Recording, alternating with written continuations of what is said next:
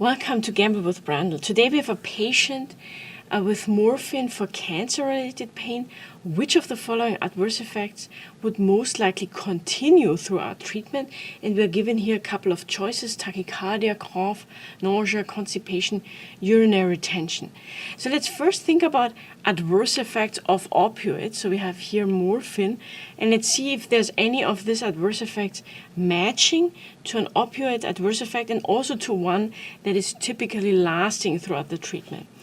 So let's start with the first one. Would opioid treatment lead to tachycardia? No, it would not. It would rather lead to bradycardia. And why is that?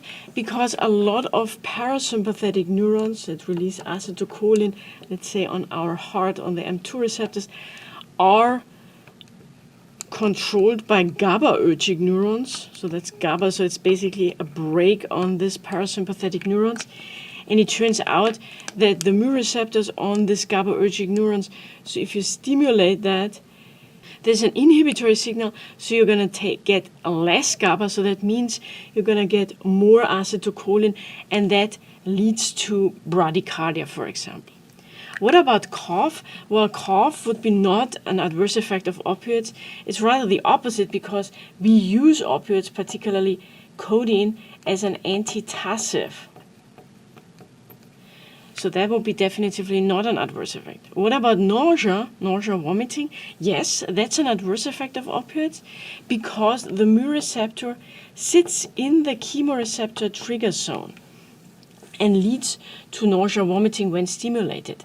However, it just turns out that this is nothing that's going to continue. So usually that goes away if you take opioids for a couple of times, or even just the first time you feel some nausea, vomiting, but then it's usually away. So that's nothing that continues.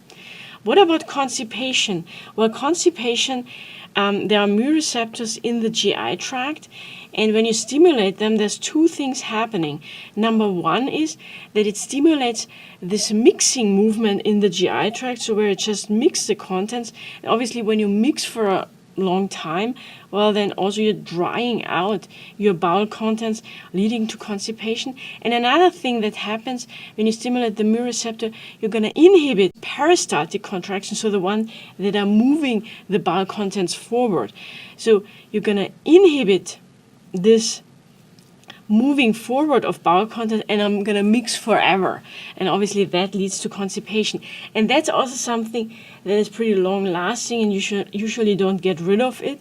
And you need to take medications to counteract the constipation, for example, laxatives or a peripheral acting opioid antagonist.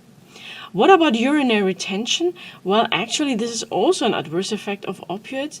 However, this is something that is usually only seen the very first time when you take an opioid. So that's also nothing that you would see on a long-term treatment.